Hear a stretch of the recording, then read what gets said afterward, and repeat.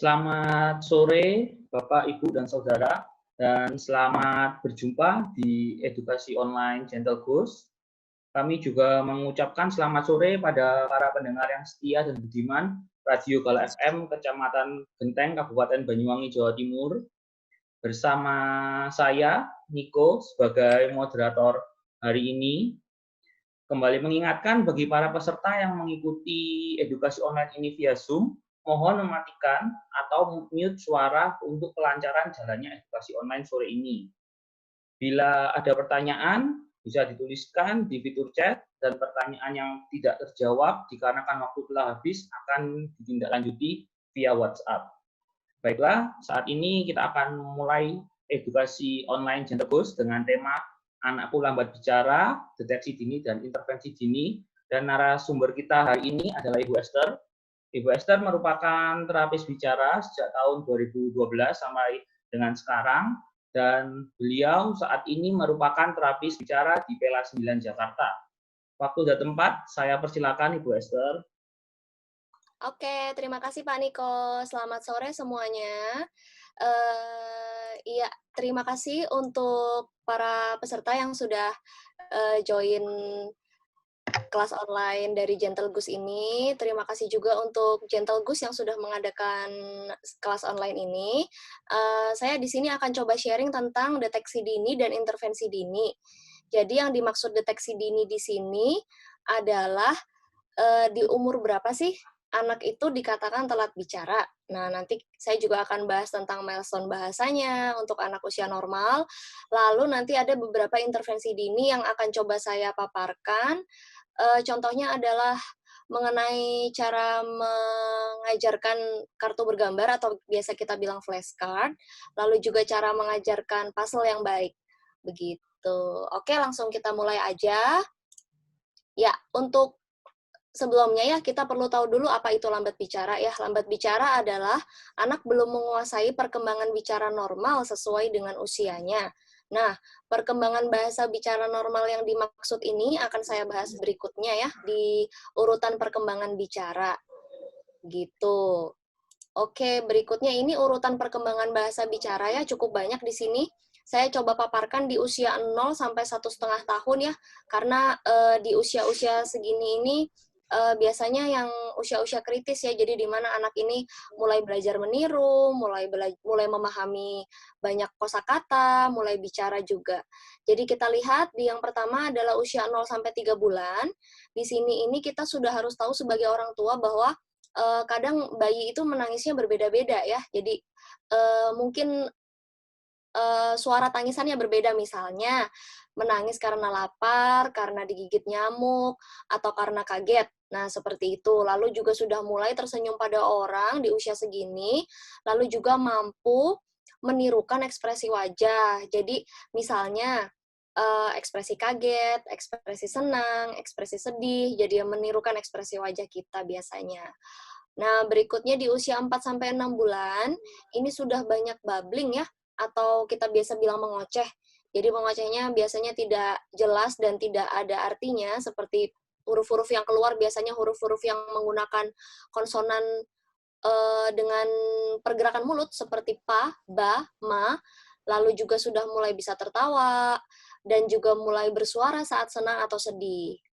Oke. Nah, berikutnya di usia 7-12, ini termasuk usia yang penting ya. Jadi di sini kita harus sudah ngeh kalau anak-anak itu sudah mulai bisa meniru di sini ya. Jadi ada babblingnya lebih panjang tadi ya, seperti membentuk kalimat ya, kalau kita bilang kalimat tidak bermakna, tapi ya seperti papa, bababa, mama, lalu sudah juga mulai menirukan gerakan sederhana ya, tadi seperti saya bilang. Jadi gerakan sederhana ini kalau untuk usia segini, misalnya gerakan memencet mainan, kalau kita berikan mainan, kita ajarkan biasanya ini kalau dipencet ada bunyinya, nah seperti itu. Atau misalnya gerakan memegang botol susunya, ya, lalu menirukan bunyi bicara dari perkataan kita, tetapi memang belum konsisten, belum jelas, dan belum mengerti artinya biasanya. Jadi contohnya kita bilang mata, nanti anaknya akan ngikutin misalnya tata atau ata gitu ya. Jadi belum jelas dan juga belum mengerti artinya biasanya. Oke, lalu kemudian di usia 1-1,5 tahun, ini dia sudah paham orang dan benda yang sering dilihat.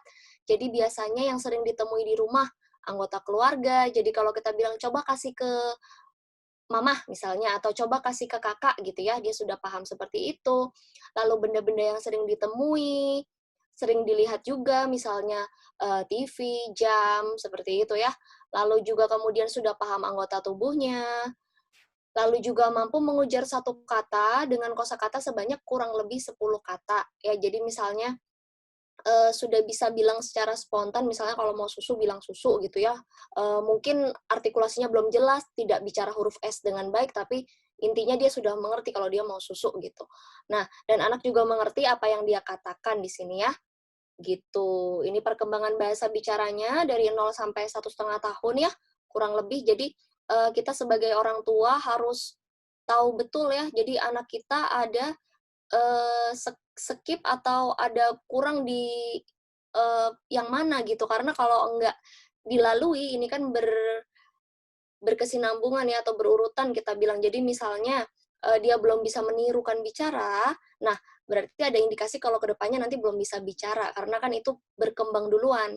Nah, misalnya menirukan bicara pun ya, kita bisa lihat, nah apakah sudah bisa menirukan ekspresi wajah, apakah sudah bisa menirukan bunyi bicara, nah kita mesti lihat-lihat yang seperti itu juga gitu, kenapa belum bisa bicara anaknya, begitu.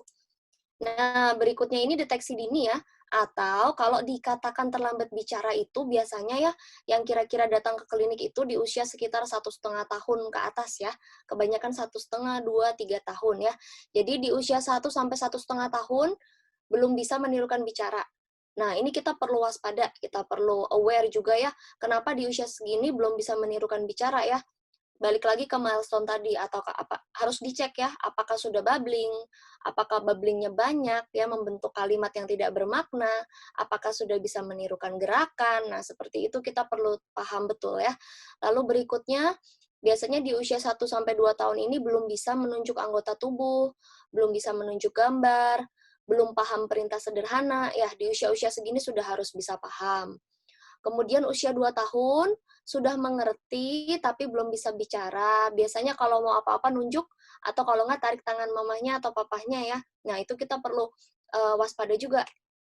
Di usia 2 tahun sudah harus bisa kosakata yang cukup banyak ya, 50 sampai 100 kata ya, lalu sudah harus bisa bicara 1 sampai 2 kata spontan, seperti itu.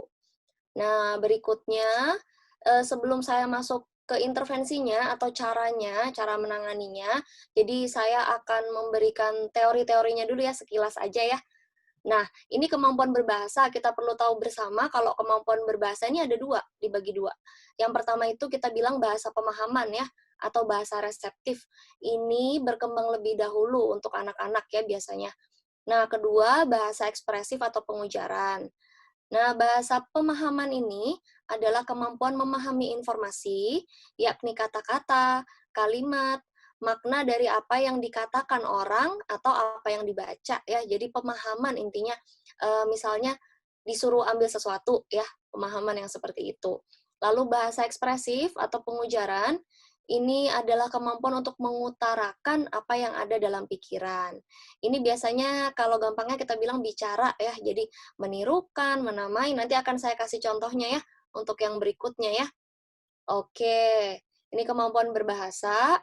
Nah, ini dia, contoh bahasa reseptif ya. Jadi bahasa reseptif ini contohnya adalah yang pertama itu matching atau menamakan. Nah, ini ada dua nih, sama-sama beda ya, menyamakan mana yang sama ya, begitu ya. Berikutnya untuk mengelompokkan. Mengelompokkan ini misalnya ada gambar hewan, ada gambar buah, ada gambar kendaraan ya. Nanti kita minta anak untuk mengelompokkannya seperti itu maksudnya. Lalu menunjuk, menunjuk ini misalnya kita berikan dua gambar seperti ini, lalu kita tanya mana gambar kuda ya, tunjuk. Nah, itu dia ya, itu menunjuk. Menunjuk ini termasuk pemahaman ya. Lalu mengikuti perintah. Mengikuti perintah ini contohnya kalau disuruh ambil tisu, buang sampah, ya seperti itu ya. Nanti seiring anak usianya bertambah, step atau langkah perintah yang harus diikuti ini juga semakin banyak. Jadi misalnya nanti ada 2 step, 3 step perintah sudah harus bisa ikutin. Contohnya ambil kursi, lalu duduk di kursi itu. Nah, itu kan 2 step perintah, begitu ya. Seiring usianya bertambah besar, nanti step perintahnya yang harus anak mengerti dan ikuti semakin banyak. Oke, berikutnya bahasa ekspresif tadi ya, bahasa pengujaran ya kalau kita bilang. Jadi yang pertama yang paling dasar adalah meniru ujaran. Meniru ujaran ini tidak membutuhkan kita untuk memahami ya apa yang kita bicarakan karena hanya sekedar meniru. Contoh gampangnya kalau kita lagi nonton drakor ya atau K-drama, kita kan biasa suka ikut-ikutan ngomong bahasa Korea ya. Nah, itu kan belum tentu kita memahami artinya. Nah, itu namanya menirukan ya, menirukan ujaran seperti itu. Lalu untuk menamai atau melabel, nah ini butuh untuk paham. Karena menamai, kita biasanya cuma tanya ke anak, ini gambar apa? Lalu harapan kita nanti anaknya akan jawab kuda misalnya, seperti itu ya, untuk menamai. Kemudian untuk menjawab pertanyaan, ini dibutuhkan apa ya, abstraksi yang lebih dari anak. Jadi misalnya kita tanya namanya siapa, lalu umurnya berapa, tadi makan apa. Nah, ini sudah tidak ada bantuan visual. Kalau menamai kita masih pakai bantuan visual ya, masih pakai bantuan gambar, puzzle. Nah, kalau menjawab pertanyaan, kita butuh kemampuan berpikir sudahan untuk anak-anak. Nah, berikutnya untuk bercerita, ini lebih kompleks lagi. Jadi biasa kita suka tanya, tadi di sekolah ngapain sih? Nah, itu ya harapan kita nanti anak-anak bisa bercerita ya, gitu. Ini yang bahasa ekspresifnya. Nah, berikutnya kita masuk di intervensi ya. Intervensi ini saya coba paparkan tentang 2 alat ya yang biasa kita pasti di rumah punya, orang-orang tua, dan biasa kalau kita ke tempat terapi juga biasanya pasti disediakan ya, puzzle dan kartu bergambar. Nah, cuman apakah kita semua tahu cara menggunakan puzzle yang tepat itu gimana sih? Biasanya kan kita cuman kasih, misalnya puzzle, saya punya puzzle hewan. Biasanya kita cuman kasih nih, ini puzzle-nya, lalu anak mengerjakannya seperti itu ya. Tapi saya akan coba paparkan bagaimana caranya menggunakan puzzle sesuai untuk misalnya yang pertama tujuannya untuk melatih konsep bahasa tertentu. Nah, yang kedua untuk menirukan bicara misalnya. Lalu untuk yang kartu bergambar atau kita biasa tahu flashcard ya. Jadi ini bisa untuk menyamakan gambar, bisa juga untuk menunjuk gambar, lalu bisa juga untuk menirukan bicara ya begitu. Kita coba pelan-pelan belajar satu-satu ya. Oke, nah ini yang pertama dulu kita pakai puzzle ya. Tadi puzzle-nya untuk yang nomor 1 dulu ya, untuk melatih konsep bahasa tertentu. Nah, ini nomor 1. Nah, sediakan puzzle bergambar ya, terserah apa aja nih. Kalau di sini saya pakai puzzle hewan ya. Nah, boleh, ini puzzle-nya kalau kita mau ajarkan untuk anak, ini dibuka dulu semuanya ya. Jadi dibuka dulu sampai kosong. Nah, dibuka seperti ini ya. Lalu ini berikan pada anak, taruh di meja ya, puzzle-nya yang ini, papannya. Lalu kita ambil 2 piece aja untuk puzzle-nya. Misalnya saya ambil gambar kuda sama domba ya. Nah, ini kita taruh di meja karena saya agak susah jadi saya pegang aja ya, ini. Nah, beri perintah, ambil gambar kuda ya. Kemudian pasang gambar kuda. Kita perlu pahami bersama untuk perintahnya ini diharapkan sesingkat mungkin dan sejelas mungkin ya. Supaya apa? Supaya anak-anak ini bisa dengan mudah mengerti dan tidak perlu berpikir terlalu lama untuk memahami perintahnya seperti itu. Jadi harapan kita anak akan mengambil kuda yang ini, misalnya. Nah, jika nanti anak-anak tidak merespon, kita perlu dong memberikan bantuan-bantuan ya. Jadi kita mesti tunggu, biasa kita tunggu 3 kali ya. Jadi 3 kali tidak merespon.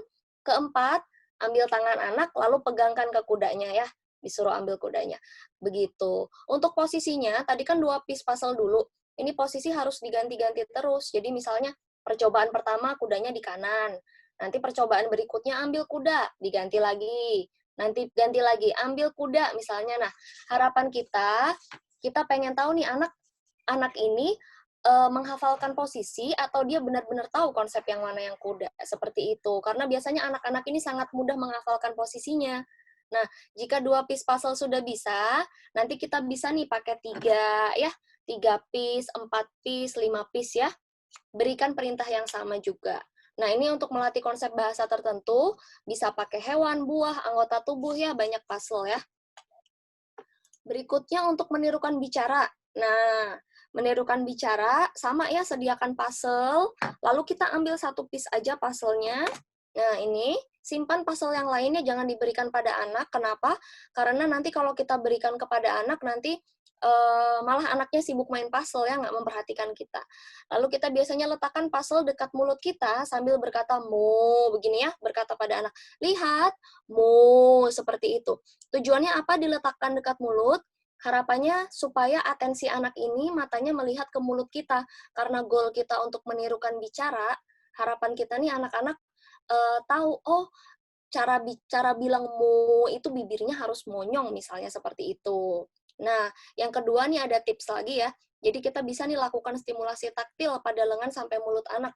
Misalnya ini tadi gambar mo, kita bisa jalanin di tangan sini ya. Jadi lihat, ini gambar sapi misalnya.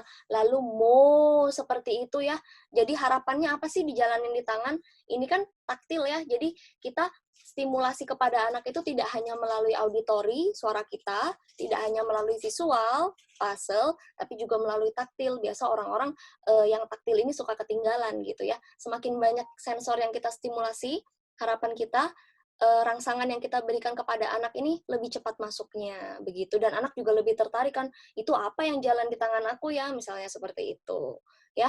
Lalu setelah pakai puzzle yang ini boleh dipakai kepingan puzzle yang lain, boleh pakai hewan, buah, kendaraan ya, boleh dibikin-bikin juga suara kendaraan seperti apa, asal konsisten. Misalnya sapi mu, berarti mu terus untuk awal ya. Misalnya kendaraan kereta tutut, berarti tutut terus ya mengajarkannya, jadi jangan dirubah-rubah supaya anak tidak bingung. Begitu. Nah, ini untuk menirukan bicara ya, ini yang tadi seri puzzle ya. Berikutnya kita masuk ke yang kedua, ini pakai seri flashcard ya, atau kartu bergambar. Kartu bergambar, saya sudah siapkan beberapa ya. Yang pertama ini tujuannya untuk menyamakan ini berarti tadi masuk pemahaman ya. Yang kedua untuk menunjuk, ini juga pemahaman. Yang ketiga untuk menirukan bicara ya. Jadi ada 3. Nah, kita harus siapkan 2 set kalau untuk menyamakan, harus siapkan 2 set kartu bergambar yang sama ya. Misalnya nggak beli juga nggak apa-apa nih, kita bisa kan cetak sendiri juga nggak masalah, atau foto benda-benda yang ada di rumah juga nggak masalah ya. Jadi kalau di sini saya pakai gambar segitiga dan gambar hati ya, sama gambar kotak. Di awal kita pakai 2 kartu terlebih dahulu ya. Jadi misalnya saya pakai gambar segitiga dan hati ya, seperti ini ya gambarnya ya. Nah, letakkan gambar segitiga dan hati di meja ya, seperti ini ya. Ditaruh, lalu berikan gambar segitiga lain pada anak seperti ini. Ya, ini diberikan pada anak, lalu minta anak menyamakan ya. Nah, lagi-lagi perintah yang kita berikan ini harus jelas dan singkat ya. Jadi berikan perintah, letakkan pada gambar yang sama, segitiga. Nah, seperti itu. Harapan kita anak akan seperti ini ya, memberikan di tempat yang sama. Jika lagi-lagi anak tidak memberikan respon, setelah kita berikan 3 kali pengulangan, kita boleh memberikan bantuan ya. Bantuannya seperti tadi, langsung tarik tangan anak, diambilkan ditaruhkan, diletakkan di tempat yang sama segitiga, seperti itu. Nah, kalau sudah bisa menguasai 2 piece, boleh pakai 3, 4, 5 ya. Dengan jenis gambar lain juga tidak masalah dipakai ya, boleh. Nah, ini untuk posisinya tadi harus dirubah-rubah terus ya. Jadi anak-anak ini pintar sekali menghafalkan letak. Jadi posisinya tidak boleh seperti ini terus. Kalau mau mengulang beberapa kali, supaya anak konsisten harus dirubah-rubah. Nah, ini untuk menyamakan gambar ya. Ini masuk di pemahaman. Berikutnya, kita coba lihat ini untuk menunjuk gambar. Jadi kita coba sediakan gambar. Kalau di sini saya pakai gambar buah. Nah, saya sudah siapkan ini ya. Misalnya ada buah, apel, dan jeruk ya. Jadi berikan 2 gambar terlebih dahulu ya sama anak, misalnya berikan apel dan jeruk. Lalu beri perintah, tunjuk apel. Ya, perintahnya ini harus jelas, singkat ya. Nah, jika 2 sudah bisa, kita boleh pakai 3 sampai 5 ya. Lalu misalnya perintahnya nggak pakai tunjuk juga boleh. Misalnya ada yang bisa diganti dengan ambil, lalu berikan. Jadi, ambil gambar apel, berikan ke papa misalnya, atau berikan ke mama itu ya. Cuman kalau ambil lalu beri, ini kan perintahnya ada 2 ya, jadi kita mesti lihat-lihat anak ya. Lebih enak yang mana? Enak yang tunjuk aja atau yang ambil lalu beri gitu ya. Lebih kompleks yang ambil lalu beri. Nah, begitu ya. posisi harus dirubah-rubah juga ya untuk menunjuk gambar. Dan kalau anak tidak merespon, jadi tidak usah menunggu sampai berkali-kali anak tidak merespon ya. 3 kali tidak merespon, langsung ambil tangan anak, tunjukkan di gambar yang sesuai ya. Dan kalau memang mata anak tidak bisa terkonsentrasi pada gambar, langsung diarahkan aja kepalanya ya ke gambarnya gitu. Misalnya kita taruh di atas meja, ya mata anak kalau masih melihat kemana-mana dan terdistraksi, boleh langsung diarahkan kepalanya ke gambarnya. Begitu ya. Ini untuk yang menunjuk. Lalu kita mau cek untuk satu lagi adalah nah ini untuk yang menirukan bicara. Jadi menirukan bicara tadi kan masuk ke pengujaran ya, yang bahasa ekspresif ya. Kita sediakan lagi kartu bergambar ya. Di sini saya coba untuk gambar apel ya. Nah, ambil satu piece kartu ya, misalnya apel.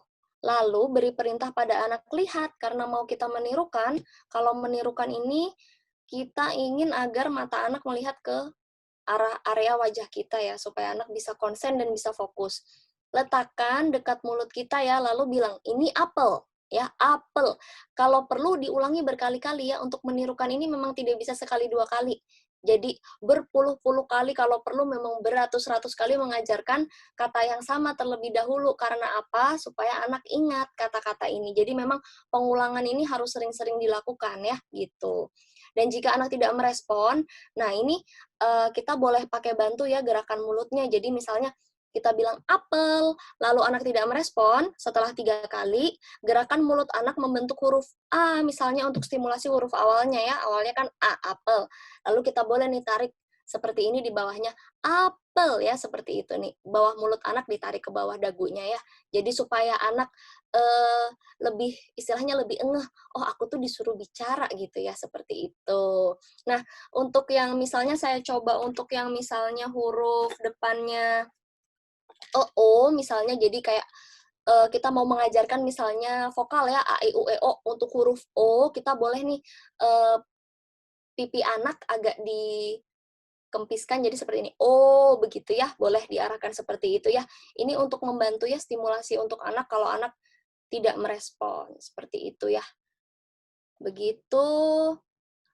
Lalu berikutnya, nah ini ada tips-tips nih. Jadi kita punya 6 tips di sini yang bisa dilakukan ya. Jadi konsisten study time setiap hari. Jadi study time ini sangat penting ya. Kalau kita hanya mengandalkan terapi, menurut saya agak susah karena terapi kan terbatas sekali, misalnya seminggu sekali atau 2 kali, dan satu sesi hanya misalnya 45 menit sampai 1 jam ya. Sisa-sisa harinya di rumah. Jadi study time ini harus konsisten juga, harapan kita bisa setiap hari, dan lakukan rutinitas ya. Jadi misalnya kita mau jam-jam yang enak, misalnya buat anak-anak jam setelah mandi sore, misalnya jam 4. Jadi setiap kali, setiap hari, usahakan jam yang sama. Kenapa? Supaya anak-anak ini nanti terbangun untuk tanggung jawabnya dan terbangun juga untuk otomatis. Jadi misalnya, oh udah jam 4, terus misalnya kita bilang, ayo duduk, nah nanti udah dia otomatis nih ke ruangan sendiri. Nah, untuk ruangan belajarnya juga kalau bisa disiapin satu ruangan yang tidak terlalu besar ya, dan mainannya dan barang-barangnya diminimalisir. Tujuannya apa? Supaya anak-anak ini tidak banyak terdistraksi. Jadi ruangannya yang tidak terlalu besar, tidak banyak alat-alat juga. Lalu study time-nya boleh pakai materi yang tadi ya, misalnya mau pakai puzzle. Mau yang mana nih kita? Oh, mau meniru? Boleh. Atau mau yang matching? Boleh. Ya, ada macam-macam juga. Nah, study time sih biasa kita arahkan setengah jam sampai 1 jam ya. Jadi tergantung ketahanan duduk anak ya.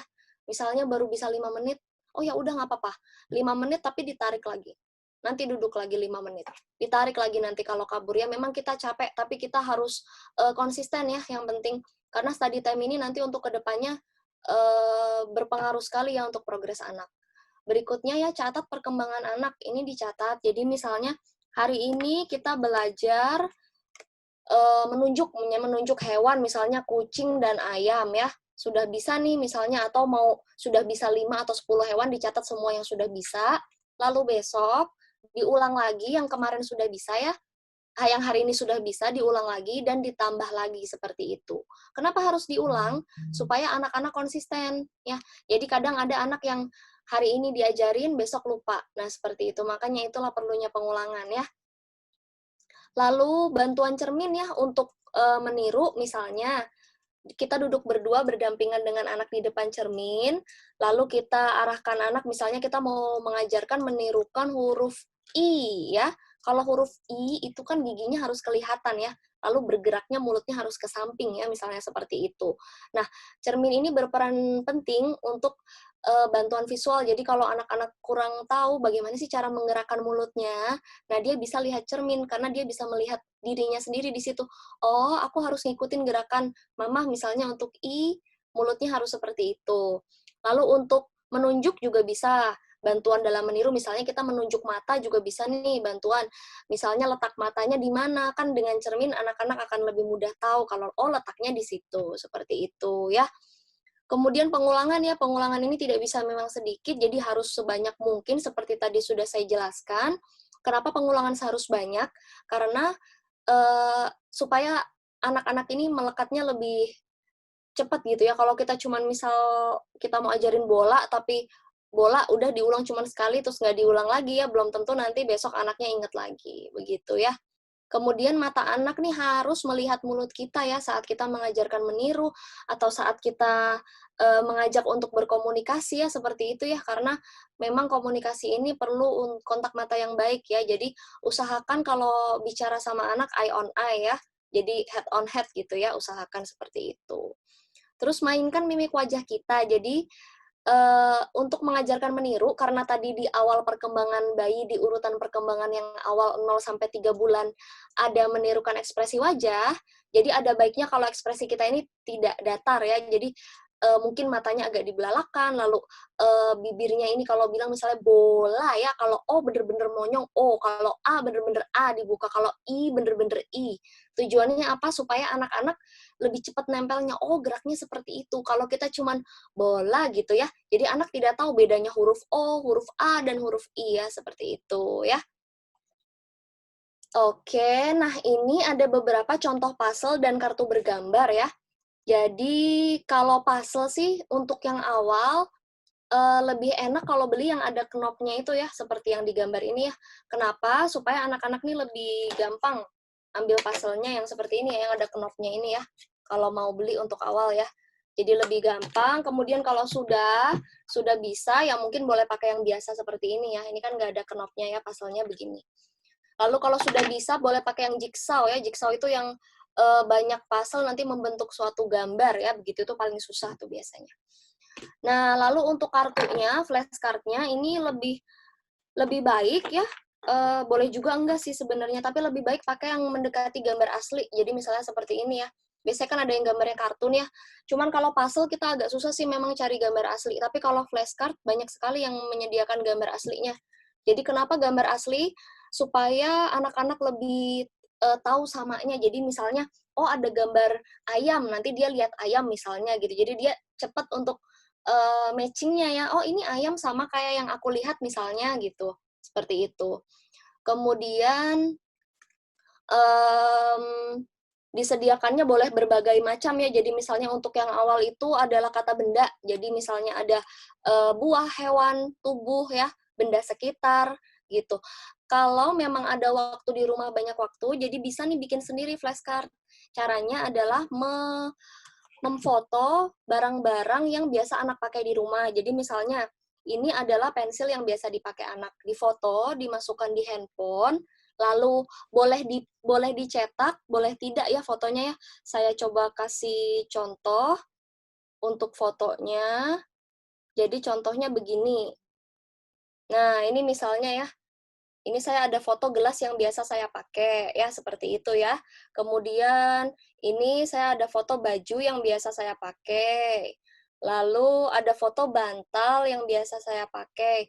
Nah, ini boleh dicetak, boleh enggak sih. Cuman kalau mau biar enak dibawa-bawanya dan bisa dibuat anak memberikan perintah untuk anak, seperti kartu-kartu begini lebih enak dicetak ya.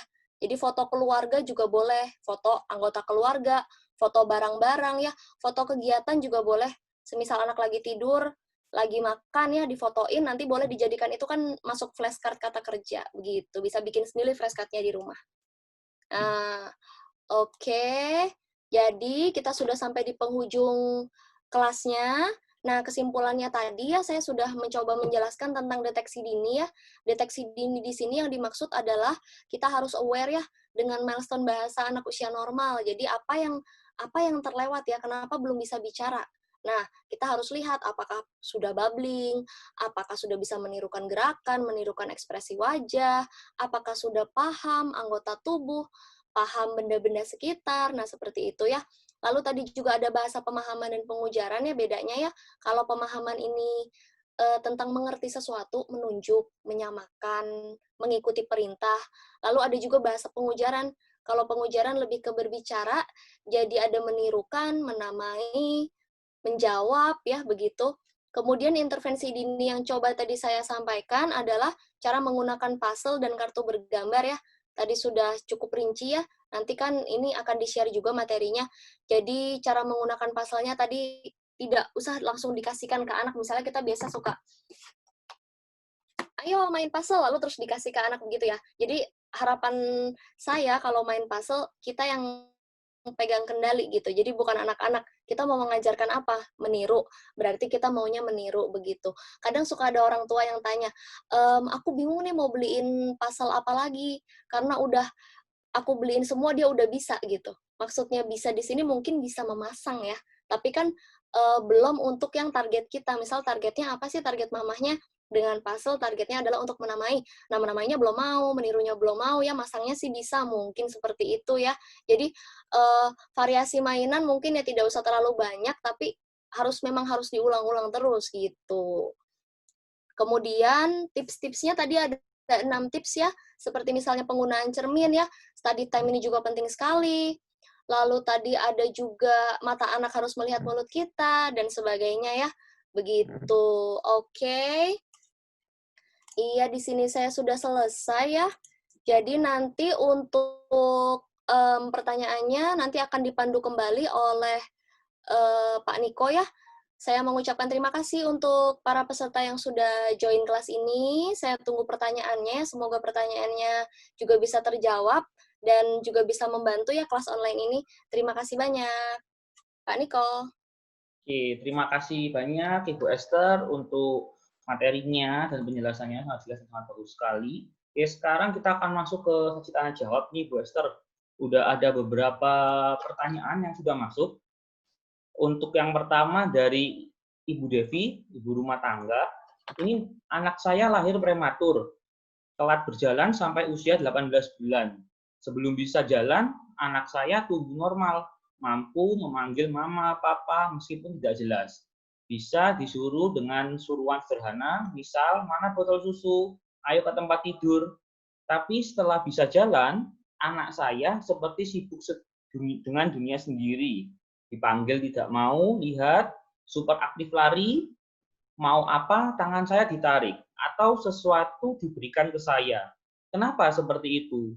Setelah jalan, anak saya seperti sibuk dengan dunianya sendiri, tidak peduli dengan orang-orang di sekitarnya. Terima kasih, Bu Esther. Silakan. Oke, berarti sebelum jalan sudah bisa bicara beberapa kata ya, tapi setelah jalan malah lebih sibuk sendiri ya. Nah, ini kita mesti lihat juga sih, mungkin kan karena sebenarnya kalau kita bilang telat, enggak ya, 18 bulan itu jalan di usia memang 12 sampai 18. Nah, setelah itu kan anak kan di usia 1,5 tahun ya ke atas, itu kan anak-anak pasti mulai explore ya. Jadi pasti dia merasakan, oh apalagi mungkin baru-baru bisa jalan, jadi dia pengen tahu ini, pengen tahu itu ya. Tujuan yang bisa kita lakukan adalah membantu. Jadi kita mengakomodasi misalnya, kalau dia asik sendiri, langsung kita arahkan. Misalnya kita mau apa, kita ikut. Atau mungkin ada indikasi misalnya nonton TV-nya terlalu banyak. Nah, itu juga tidak boleh. Karena kan nonton TV juga jadinya komunikasinya satu arah aja dan anak hanya terpusat pada layar gitu ya. Jadi hal-hal seperti itu mesti kita preventif sih, mesti kita cegah. Nonton TV diharapkan maksimal banget 1 hari, setengah jam sampai 1 jam, didampingin orang tua di sebelahnya. Kenapa didampingin?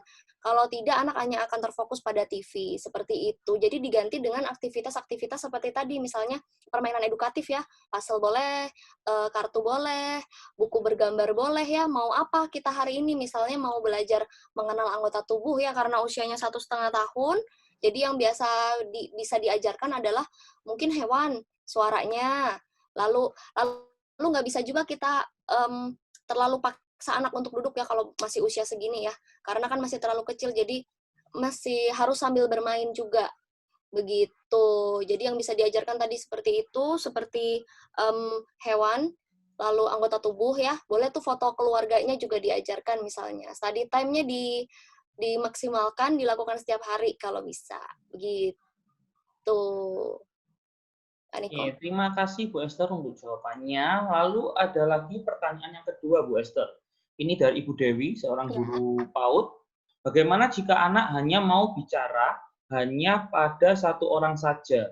Jadi di depan orang lain anak cenderung diam. Bagaimana ini Bu Esther? Saya kurang tahu usianya ya. Kalau cuman bicara pada satu orang saja, kemungkinan kan kalau seperti ini lebih ke sifat sih ya. Jadi bisa jadi anaknya memang pemalu atau kurang mau berekspresi ya, caranya memang mesti cari yang anak suka biasanya. Jadi yang disuka apa, kita pelan-pelan masuk, ajakin bermain dengan kesukaannya ini. Nanti pelan-pelan memang kalau untuk anak-anak yang seperti ini kita tidak bisa langsung cepat gitu ya, langsung kita mendekatkan diri, nanti malah anaknya nggak mau uh, ngomong sama kita, jadi mesti kita tahu triknya ya, jadi sering-sering ketemu sama anaknya, sering diajakin berbicara, bercerita yang dia suka, jadi lama-lama dia akan merasa nyaman mungkin dengan kita, nanti setelah nyaman, harapan kita nanti dia mau juga ya berbicara dengan beberapa orang, dengan banyak orang, juga di-encourage untuk tampil di depan umum, jadi misalnya ada ekstrakurikuler atau dance atau drama dan sebagainya yang tampil di depan umum, jadi supaya dia lebih pedenya terbangun gitu, jadi bisa juga ngomong sama banyak orang lain, lalu juga boleh pakai sering-sering ini playdate ya kalau kita bilang, jadi mungkin main pergi berdua dengan temannya atau pergi bermain dengan saudaranya, bermain yang bergiliran atau yang kompetitif, jadi ini meningkatkan kepedean dan jiwa saing, misalnya main lempar-lemparan bola di keranjang gitu, nanti yang menang dapat apa gitu ya. Jadi kita mengajarkan anak untuk mau kompetitif dan nanti PD-nya itu lebih terbangun gitu, supaya nanti dia ngomong sama orangnya lebih mau juga dan lebih berani juga. Mungkin seperti itu ya. Terima kasih Bu Esther. Untuk pertanyaan selanjutnya dari Ibu Andira. Anak saya usia 2 tahun 11 bulan. Saat ini belum jelas pengucapan kata-katanya. Dan tiap mengucapkan kalimat panjang, seringnya penempatan katanya terbalik-balik. Misalnya, saat minta makan, kalimatnya, "Dedek makan mau mama." Selain itu, daripada berkomunikasi dua arah, anak saya lebih sering mengulang kalimat yang diucapkan orang lain. Itu apakah normal atau termasuk speech delay? Jika memang iya, apakah di usia ini masih bisa diperbaiki? Apakah speech delay berhubungan dengan kecerdasan anak-anak? Bagaimana Bu Esther? Oke, pertanyaannya lumayan banyak ya ini. Jadi tadi coba saya breakdown ya. Pertanyaannya ada di usianya 2 tahun 11 bulan ya, tentang artikulasinya masih kurang. Untuk pengucapan, ini sebenarnya tidak terlalu masalah untuk usia segini. Jadi pengucapan anak itu berkembang full, anak bisa mengucapkan huruf-huruf itu sampai usia 5 tahun. Jadi kalau 2 tahun 11 bulan tidak masalah ya. Yang penting bukan konsonan P, B, M, D, T itu sudah harus bisa umur segini ya. Paling yang belum bisa R, S, F ya, seperti itu tidak masalah untuk artikulasinya. Nah, kalimat panjangnya terbalik, kalau menurut saya juga tidak apa-apa, tapi kita terus arahkan untuk dibenarkan, karena ini sudah bagus nih kalimatnya, Dedek makan mau mama. Ini sudah 4 kata ya, panjang kalimatnya sudah bagus ya. Usia 3 tahun sudah harus 3-4 kata panjang kalimatnya. Jadi ini sudah bagus, cuman mungkin diarahkan kalau kebalik, coba diulang lagi, tadi bilangnya Dede mau makan, Mama, misalnya seperti itu ya. Jadi kita terus arahkan untuk melakukan pengulangan kalimat yang benar ya. Lalu karena sukanya mengulang kalimat orang ya, jadi komunikasinya agak kurang. Jadi di usia 3 tahunan, ini kan yang sudah harus dikuasai sebenarnya menjawab pertanyaan tadi ya. Kalau kita lihat urutan bahasa ekspresif ya, ada meniru, ada menamai, ada berkomunikasi ya, atau menjawab pertanyaan. Jadi sering-sering ditanya. Contohnya misalnya pakai buku bergambar atau pakai puzzle, ini apa? Lalu kalau pakai bantuan sudah bisa, itu kan pakai bantuan visual. Yang nggak pakai misalnya ditanya tadi ngapain sih? Atau pas baru makan nih kita kasih tahu, nih Dede sekarang lagi makan nasi sama telur. Nanti setelah selesai kita tanya lagi, barusan Dede makan apa? Gitu. Nah seperti itu. Jadi komunikasi dua arahnya harus ditanya-tanya terus ya. Pertanyaannya ada banyak sekali ya, pertanyaan sosial, misalnya nama, umur, rumah, lalu nama-nama anggota keluarga, lalu ada juga pertanyaan sehari-hari, seperti, ini Dedek mau apa? Mau kemana? Lagi apa sekarang? Misalnya, tadi makan apa? Nah, seperti itu ya, itu terus ditanya-tanyakan ya. Jadi supaya tidak hanya mengulang-ulang aja ya, mengulang kalimat aja seperti itu. Lalu pakai buku-buku boleh, jadi supaya bisa cerita. Jadi misalnya ada buku cerita, lalu misalnya gambarnya bebek sedang pergi, nanti kita minta anaknya, ini sedang apa bebeknya? Sedang pergi, pergi kemana? Jadi kita lebih variasikan kata-kata tanya yang ada ya, kan ada apa, kalau 3 tahun, apa, siapa, di mana, itu sudah harus tahu. Seperti itu yang bisa dilakukan kira-kira. Oke, terima kasih banyak Ibu Esther. Untuk kita masuk ke pertanyaan selanjutnya, Ibu Esther ya, ini banyak sekali yang tanya Ibu Esther. Untuk pertanyaan Ya, selanjutnya, banyak. Untuk pertanyaan selanjutnya dari Ibu Diana, Ibu Esther. Anak saya umur 1 tahun 9 bulan. Umur berapa anak bisa ngomong kalimat ya? Karena anak saya umur segini masih belum bisa ngomong kalimat. Kalau kata-kata udah banyak. Bagaimana Bu Esther? Oke, kalau berkalimat ya, di 1 tahun 9 bulan ini kata-katanya kita mesti cek dulu, katanya yang dia keluarkan sekali bicara ini ada panjangnya berapa. Jadi di usia 2 tahun, harapan kita nanti panjang katanya sudah 2 sampai 3 kata ya, panjangnya nanti ke usia 3 tahun 3 sampai 4 kata sekali bicara. Jadi untuk kalimat memang kalau usia 1 tahun 9 bulan memang masih belum ya, biasanya di 1 kata. Nah, nanti pelan-pelan, seiring berjalannya waktu dan seiring kita stimulasinya maksimal, jadi terus diajakin ngomong, dikasih tahu segalanya, misalnya lagi mandi kita ceritain nih, oh kalau mandi itu harus buka baju dulu, setelah itu misalnya ambil sabunnya, digosok-gosok, nah kita cerita terus, nanti kosakata anak akan bertambah. Kalau kosakatanya bertambah, harapan kita nanti kan bicaranya juga ikut bertambah. Jadi seperti itu. Jadi untuk umur segini masih oke ya, cuma nanti untuk 2 tahun sudah harus bisa merangkai 2 kata. Ya, seperti itu. Oke, untuk pertanyaan selanjutnya, Ibu Esther, ini dari Ibu Uli, Ibu Esther. Anak saya umur 4 Ya. tahun, tapi belum bisa bicara satu kalimat. Misal, Mama aku mau susu, Kakak aku mau pipis, dan sebagainya. Tapi bisa mengucapkan satu kosakata, seperti Mama, Papa, Mimi, Mamam, Tata atau Kakak, Nenek. Untuk kosakata baru hanya bagian belakang yang diucapkan, seperti misal mandi, dia cuma bilang di, apa solusinya? Terima kasih. Oke, nah ini PR mamahnya harus agak banyak PR-nya ya, karena 4 tahun. 4 tahun harapan kita usia normal harus sudah bisa bercerita ya, jadi panjang kalimatnya di sekitar 4 kata sekali bicara. Nah, karena 1 kata sudah bisa, ini dasar yang bagus ya, jadi kita tinggal memanjangkan. Caranya kita sediakan kartu-kartu yang berhubungan dengan kata benda dan kata kerja, jadi kosakatanya ditambah dulu. Mungkin belum bisa bicara karena kosakatanya memang belum ada, belum tahu ya. Jadi tadi kosakatanya bisa kata benda ya, hewan, buah, benda sekitar, lalu boleh juga beli kartu-kartu kata kerja seperti sedang mandi, sedang makan ya, nanti kita tanya. Atau misal kalau dia sudah bisa bicara papa dan mama, boleh nih misal papahnya lagi makan di foto, lalu kita tanya, kan dia sudah tahu papa, ini siapa papa? Papa sedang apa? Papa makan. Nanti mau dipanjangkan lagi bisa. Papa makan apa? Misal di gambarnya ada nasi. Papa makan nasi. Seperti itu.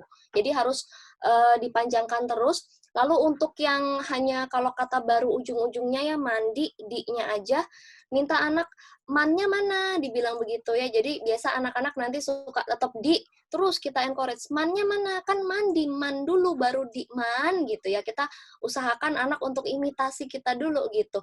Lama-lama nanti bisa satu kata full, lalu nanti ditambah bisa merangkai dua kata. Seperti itu.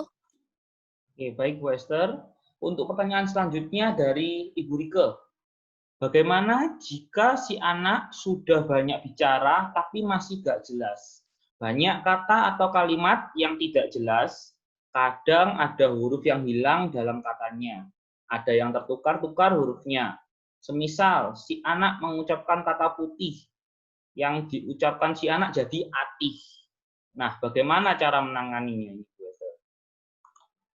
Oke, nah ini saya kan kurang tahu usianya ya, jadi nanti mungkin kalau cek bisa ditulis usianya, karena perkembangan artikulasi ini juga berdasarkan usia. Tapi kalau melihat putih jadi atih, ini kan P itu dikuasai anak di usia 2-3 tahun ya. Jadi mungkin kalau ngelihat tihnya sudah bisa, jadi seharusnya dia sudah harus bisa di huruf P-nya gitu. Jadi misalnya bicaranya banyak tapi kejelasannya kurang, kita mesti cek nih kalau kita bilang bahasanya oral motor ya. Apakah oral motornya ini sudah kuat misalnya? Apakah kalau hubungannya dengan P, huruf P ini membutuhkan bibir kita untuk menutup rapat. Nah, kita mesti lihat nih, apakah anaknya ada ngeces misalnya, ataukah meniupnya sudah bisa atau belum, karena yang menggunakan otot-otot bibir, kalau sudah bisa, paling lebih kita encourage, kalau bilang P, itu mulutnya ditutup, jadi langsung aja dipegangin bibir anak, ditutupin seperti ini ya, putih gitu, jadi dibantu supaya anak tahu, oh kalau bilang huruf P itu, bibirnya ditutup. Lalu boleh juga pakai cermin biar tahu ya, bukan ati tapi putih ya, seperti itu. Pakai cermin juga boleh. Lalu dibantu untuk monyongin bibirnya juga boleh ya, seperti itu ya. Nah, ini pengulangannya harus lumayan banyak untuk artikulasi ya. Karena biasanya untuk kejelasan bicara ini akan menjadi pola ya pada anak-anak ya. Jadi sudah melekat sekian lama, jadi merubahnya memang agak susah. Jadi harus konsisten. Setiap anak ngomong atih, misalnya langsung diganti ke putih, bukan atih. Nah, seperti itu. Ya. Oke, terima kasih. Jadi biar nggak kebiasaan seperti itu ya Bu Esther ya pada akhirnya ya. Iya, kira-kira begitu. Lalu untuk pertanyaan selanjutnya dari Ibu Masria Halawa, Bu Esther. Anak kami berusia jelang 8 tahun. Kami baru sadar dia terlambat berbicara pada usia 5 tahun. Sudah ikut terapi bicara dan okupasi dalam 3 tahun terakhir. Tetapi sampai sekarang kemampuan bicaranya, khususnya pelafalannya masih jauh dari normal. Meski sekarang sudah jauh lebih banyak dibanding 3 tahun lalu. Untuk pertanyaannya yang pertama, apakah perlu penyesuaian terapi wicara dan seperti apa terapi wicara yang sesuai kondisi dan usianya saat ini? Dan yang kedua, apakah ada keadaan di mana kemampuan bicara tidak bisa diatasi sama sekali dan akan bersifat permanen? Misalnya karena ada faktor sindrom lain yang berpengaruh pada kemampuan bicaranya. Terima kasih. Oke, berarti tadi kalau dibilang telat di 5 tahun baru telat, lalu 3 tahun terapi, usianya sekarang 8 ya kira-kira ya, Pak Niko ya? Ya, Ya, betul di betul. usia 8 tahun ini memang harapan kita sudah bisa berbicara dengan artikulasi yang tepat ya, hampir semua artikulasi sudah harus bisa terucap dengan baik. Nah, tadi untuk pertanyaannya, untuk penyesuaian terapi wicaranya, yang pertama, untuk terapi biasanya kalau kita di klinik ini memang kita ada follow up sesi ya. Jadi follow up sesi ini tujuannya apa? Kita memantau progres terapi anak-anak. Jadi mama mungkin bisa nih minta program terapinya sama terapi bicaranya ya. Programnya apa sih? Misalnya untuk beberapa jangka pendek ya. Jangka pendek kita biasanya bilang 3 bulan sampai 6 bulan ya. Untuk jangka pendek programnya apa? Misalnya perbaikan artikulasi. Artikulasi yang mana? Dan yang bisa saya bantu di rumah seperti apa? Nah, begitu. Jadi mama harus tahu programnya apa, harus tahu yang bisa dilakukan di rumah apa. Karena kalau tidak, seperti tadi saya bilang, terapi kalau hanya dibebankan pada terapisnya saja, nanti akan lama dan progresnya juga akan kurang gitu ya, dibanding dengan mama bisa lakukan di rumah. Lalu untuk ada keadaan tertentu yang bicaranya mungkin tidak bisa diatasi seperti sindrom, memang kalau kita bicara, misalnya berkaitan, saya berikan contoh ya, salah satu contohnya dengan anak-anak yang mengalami Down syndrome, ini memang karena kenapa bicaranya mungkin banyak anak-anak Down syndrome yang bicaranya kurang jelas. Kenapa? Karena postur. Kalau berkaitan dengan postur, sebagaimana juga terapi bicara mengakomodasi postur ini memang akan agak susah. Misalnya, postur lidahnya, kalau anak Down syndrome misalnya lidahnya lebar ya. Lidah yang lebar dan tebal, ini akan menyulitkan untuk pergerakan lidah, misalnya ke kanan, ke kiri, ke atas, ke bawah. Perlunya untuk apa? Untuk konsonan-konsonan yang menggunakan lidah, seperti T, L, R, itu kan menggunakan lidah untuk bergetar ya. Jadi, untuk anak-anak memang agak susah kalau sudah masuk ke postural. Jadi, kita mesti cek dulu, ini fungsional ataukah lebih ke anatominya gitu. Kalau untuk anatominya misalnya, tali lidahnya pendek. Jadi ya, memang untuk terapi bicara akan, istilahnya kalau kita bilang, akan mentok, karena tali lidahnya segitu. Yang bisa kita lakukan adalah lebih ke masalah memfleksibelkan gerakan lidahnya. Tapi untuk gangguan yang seperti itu sih memang biasanya bisa konsul ke dokter ya, biasanya dokter bedah mulut seperti itu. Tapi kalau tidak ada hal-hal yang bersifat anatomis, hanya fungsional aja, misalnya anaknya tidak ada sindrom ya, jadi cuman huruf L-nya nih nggak keluar atau huruf R-nya, nah itu lebih ke masalah latihan terapi bicara yang latih. Seperti itu sih biasanya. Oke, terima kasih Bu Esther. Untuk pertanyaan selanjutnya, Ibu Esther, ini dari Bapak Afandi. Anak usia 2 tahun, 10 bulan, stimulasi apa yang terbaik untuk melatih motorik bicara dalam masa pandemi seperti ini, Bu Esther? Oke, motorik bicara ya, untuk 2 tahun 10 bulan, motorik bicaranya itu satu menghisap, ya. Jadi menghisap ini ada banyak sekali ya, ini untuk latih kekuatan otot bibir, kekuatan lidah juga ya. Jadi menghisap kita perlu tahu misalnya, konsentrasinya diperhatikan, jangan hanya menghisap air. Misalnya agak susah, yang agak kental, jus, puding ya, bisa itu diperhatikan. Lalu diameter sedotan ya, jadi bisa pakai sedotan biasa, sedotan bubble mungkin yang agak besar, lalu sedotan spiral ya, bisa macam-macam. Ini banyak tujuannya ya, tujuannya untuk biasanya stimulasi otot bibir dan stimulasi lidah ya, otot lidah. Seperti itu untuk menghisap. Ini untuk yang motorik oralnya biasanya menghisap kalau 2 tahun 10 bulan. Lalu untuk menghisap, usahakan ujung sedotan tidak boleh digigit ya. Jadi kalau digigit, nanti yang terstimulasi bukan otot bibirnya kalau digigit ya. Jadi harus nempel aja di bibir. Kalau kayak kita hisap biasanya ya, nempel di bibir aja. Begitu. Kemudian bisa juga aktivitas yang lain, meniup. Jadi meniup ini bagus sekali untuk satu, aliran udara. Jadi saat kita bicara ya, ini kan aliran udaranya kan tersimpan dulu lalu dikeluarkan ya. Jadi sebanyak apa panjang kalimat kita itu berpengaruh pada kapasitas udara yang kita miliki. Dan dengan latihan meniup ini kita bisa membantu kapasitas udara itu. Jadi meniup juga tidak boleh digigit ujung alat tiupnya ya, jadi hanya nempel di bibir aja. Meniup juga ada banyak ya. Jadi meniup peluit, trompet, bubble ya, ada banyak sekali. Jadi kalau bisa dicari yang mouthpiece-nya itu berbeda bentuk. Kalau peluit misalnya gepeng, nah cari yang kayak trompet yang bulat. Tujuannya apa? Ini membantu juga untuk pembentukan vokal ya. Jadi kalau yang bulat itu bisa untuk pembentukan vokal O dan A misalnya ya. Kalau yang gepeng untuk vokal E sama I. Nah, seperti itu ya. Kemudian sikat sih, jadi bisa untuk yang motorik bicaranya latihan rahang ya, latihan mengunyah. Jadi pakai sikat bayi yang pigeon itu yang ada 3 step. Saya agak susah kalau jelasin sekarang ya, karena kan memang agak beda dari topiknya, tapi nanti saya akan coba jelasin di kelas online bulan depannya di 17 Juli ya. Jadi ada tuh stimulasi oral di rumah. Jadi nanti di situ akan komplit saya jelaskan bagaimana cara pakai sikat, cara sedotan, dan cara meniup ya. Jadi itu kira-kira yang bisa dilakuin sih itu ya. Lalu untuk mengunyah harus dicek nih, motorik oral kan, motorik bicara kan ada lidah, kekuatan lidah, meniup, tadi menghisap ya, mengunyahnya juga harus dilihat nih, apakah sudah mengunyah di rahang belakang atau belum. Jadi biasa anak-anak misalnya daging dikunyah sedikit terus ditelan, kalau nggak ditelan dilepeh ya, seperti itu ya. Jadi latihan kunyahnya bisa dengan misalnya pakai biskuit poki ya yang panjang itu, lalu langsung ditaruh di belakang, minta anak gigit ya.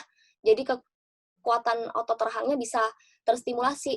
Atau buah nih boleh dipotong kecil-kecil, ditusuk pakai garpu, langsung letakkan di geraham belakang. Jadi untuk latihan mengunyah. Seperti itu. Jadi tadi ada meniup, menghisap, sama latihan mengunyah ya untuk motorik bicaranya. Gitu, Pak. Oke. Terima kasih Bu Esther. Untuk pertanyaan Pak Afandi ini nanti akan dijelaskan secara detail ya Bu Esther ya pada edukasi online Iya. selanjutnya di hari Jumat tanggal 17 Juli 2020 pukul 4 sampai pukul 5 sore. Nanti Bu Esther akan memberikan penjelasan lebih detail dengan temanya adalah penerapan stimulasi oral di rumah ya Bu Esther ya. Oke, Ya, baik Bu betul. Esther. Jadi nanti akan dijelaskan di detail di edukasi online tersebut ya Bu Esther ya. Oke. Iya, Pak. Untuk pertanyaan selanjutnya Bu Esther ini dari Ibu Rike. Anak saya usia 3 tahun 9 bulan. Bagaimana jika si anak sudah banyak bicara tapi masih belum jelas atau nggak jelas? Banyak kata atau kalimat yang tidak jelas, kadang ada huruf yang hilang dalam katanya, ada yang tertukar-tukar hurufnya. Semisal si anak mengucapkan, oh ini sudah ya Bu Esther yang tadi ya Bu Esther ya? Udah, Pak, ini tadi Oh, yang putih itu. ini yang tadi ya Bu Esther. Maaf ya Bu Esther ya, ini sama ternyata ini. Nggak apa-apa, Pak. Ini Bu Esther. Yang selanjutnya nih Bu Esther. Dari Ibu Yuli Bu Esther. Ini dari Bu Yuli. Iya, iya. Apakah ada tips dalam melatih bicara pada anak yang moving dan mudah bosan, sementara dalam latihan bicara harus diulang-ulang? Terima kasih. Anak yang moving ya, Pak? Ya, ini anaknya moving Bu Esther. Oh, bergerak. Jalan terus. Oke. Iya, untuk anak yang banyak bergerak sih, harapan kita kalau latihan bicara memang agak susah kalau konsentrasinya belum dapat. Jadi di awal, energinya harus dibuang dulu. Caranya gimana? Dengan melakukan aktivitas yang bertujuan. Jadi misalnya nih, kita boleh pasang karpet warna ya. Biasanya karpet kan ada warna-warni tuh yang untuk anak-anak, ada yang huruf, ada yang angka ya, dipasang di lantai, lalu kita minta anak untuk lompat. Bisa lompat warna biru gitu. Lompat warna merah ya. Aktivitasnya harus yang bertujuan. Supaya apa? Supaya anak ini energinya terbuang. Kalau misalnya anak-anak hanya berputar-putar aja, misalnya kan ada anak yang sukanya cuma lari-lari muterin rumah aja ya, itu kan tidak bertujuan. Itu biasanya nanti setelah itu, nanti masih belum capek anaknya. Jadi caranya begitu, melakukan aktivitas motorik bertujuan ya, untuk awal dulu, lalu nanti setelah melakukan itu, nanti biasanya atensinya akan lebih baik ya, lebih dapat banyak banget sih aktivitasnya. Jadi semisal kita boleh nih sebar banyak bola di ruangan, lalu bola-bola kecil plastik yang warna-warni itu, lalu ambil yang warna merah, masukkan ke keranjang. Nah, seperti itu juga bisa ya. Atau lari dari pintu kamar mandi ke pintu kamar, misalnya seperti itu. Jadi yang ada tujuannya aktivitasnya ya, supaya anak ini juga berpikir, energinya juga makin terbuang. Lalu, kalau untuk yang latihan bicara dengan moving sih memang agak susah, dan kalau anaknya bosan, mungkin pasti anak ada kesukaannya, misalnya sukanya kendaraan. Ya boleh mungkin pasalnya dibeliin kendaraan, bukunya yang kendaraan, mungkin ya kartunya juga yang kendaraan gitu, atau miniatur kendaraannya disediakan juga boleh seperti itu. Karena mau nggak mau kalau latihan bicara memang harus sambil duduk, karena kita butuh anak untuk konsentrasi ya, melihat ke arah wajah kita. Kalau untuk imitasi yang menirukan melihat mulut kita, untuk komunikasi juga tidak mungkin kalau sambil moving kalau menurut saya. Jadi seperti itu ya. Untuk anak yang moving, energinya dihabisin dulu, lalu baru latihan. Begitu. Oke. Baik Ibu Esther, terima kasih. Ini untuk Iya. pertanyaan selanjutnya ya Bu Esther ya. Ini masih ada waktu 2 menit lagi ya Bu Esther ya. Ini ada pertanyaan dari Ibu Veronica, Bu Esther. Anak saya perempuan usia 3 tahun 10 bulan. Masih belum jelas berbicara dan ada beberapa kata yang diawali dengan huruf H. Misal melon jadi hewon, merah jadi heah, lari jadi hi, sebut nama Stella jadi heah. Agak sulit melafalkan huruf L juga. Sudah mau bercerita, kalau panjang-panjang belum jelas. Apa boleh dimasukkan ke playgroup? Oh, oke, baik. Kalau untuk masuk ke playgroup atau tidak, Saya di sini kan bertindaknya sebagai terapi bicara, jadi mungkin agak kurang pas kalau sharingnya sama saya. Cuman kalau saya bisa memberikan masukan untuk yang bicaranya ya. Jadi untuk yang kebanyakan ini harus dicek nih, melon, merah ya, kebanyakan kan huruf yang M. Nah, M ini M yang di mana? M yang di depan, apa di belakang, atau di tengah juga. Jadi mesti kita cek itu. Nah, caranya mirip seperti yang tadi Ibu Yuli yang putih tadi ya. Sorry, Ibu Rike. Ya, Ibu Rike yang putih tadi. Jadi ditutup mulutnya, ditutup ya, diarahkan ya untuk bilang. Jadi misalnya dia bilang melon ya, kan hewan bilangnya. Melon. Lalu kita memang bibir kita harus agak lebay juga ya, agak berlebihan juga bilang melon, agak seperti itu, dan diberikan penekanan yang agak panjang, jadi melon. Nah, seperti itu ya. Harapannya supaya anak melihat, oh cara berkata melon itu mulutnya harus ditutup, tidak dibuka. Dan ini juga mesti diulang-ulang terus ya, karena kan usianya sudah mau 4 tahun ya.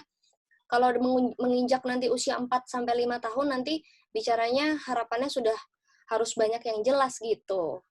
Kemudian untuk huruf L, ini mesti cek pergerakan lidahnya juga ya. Jadi lidahnya bisa nggak naik ke atas. Kalau untuk huruf L kan kita harus naik ke atas dulu ya, ke langit-langit atas lidahnya. Nah, itu dicek dulu bisa atau tidak.